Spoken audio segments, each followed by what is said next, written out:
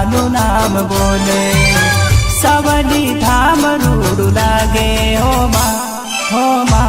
हो माँ महाकाली माना मंदिर ये हो महाकाली माना मंदिर ये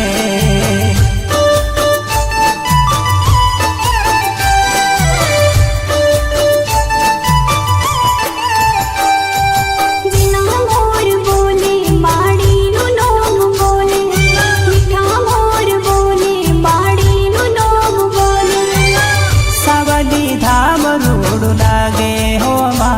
हो माँ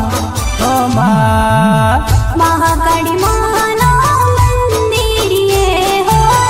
महाकाली माना मंदिर ये